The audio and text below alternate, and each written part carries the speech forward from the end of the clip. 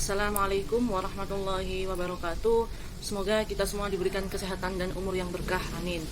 Memasuki pertemuan ke-12 ini, yakni yang terakhir, saya akan membahas terkait meme atau virus pikiran kesadaran. Virus pikiran kesadaran, di mana pembahasan ini adalah filsafat manusia atau yang disebut memetika. Menurut Richard Brody, merupakan makhluk yang berakar budi. Yang membedakannya dengan makhluk hidup lain, yakni salah satu ciri khas manusia yang menjadi dasar martabatnya.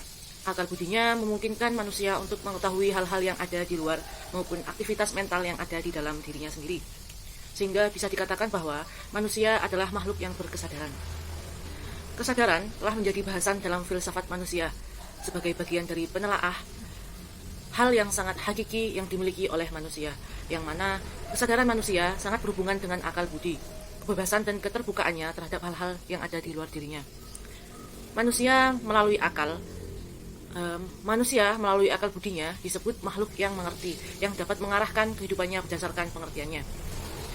Pengertiannya tidak terbatas pada lingkungan kebutuhan fisiologis atau tubuh, bisa jadi instingnya, melainkan terbuka pada seluruh realitas, bahkan terbuka pada sapaan Tuhan.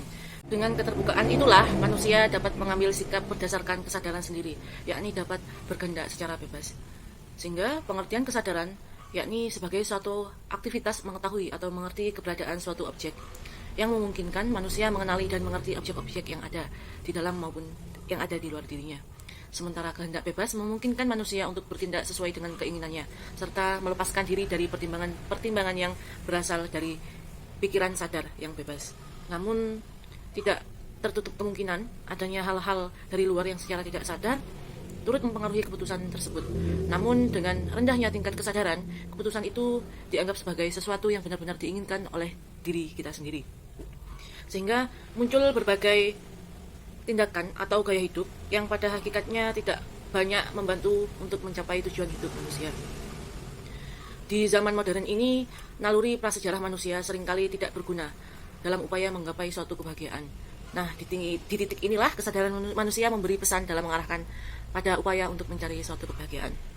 Memetika memiliki peran penting pada gagasan mengenai kesadaran manusia, yang dengan kesadaran tersebut, manusia dapat mengubah atau memilih suatu meme dominan yang membentuk masyarakat bisa diubah, tetapi mengingat cara virus akal budi menyebarkan gagasan, itu bukanlah pekerjaan yang bisa mudah untuk dilakukan.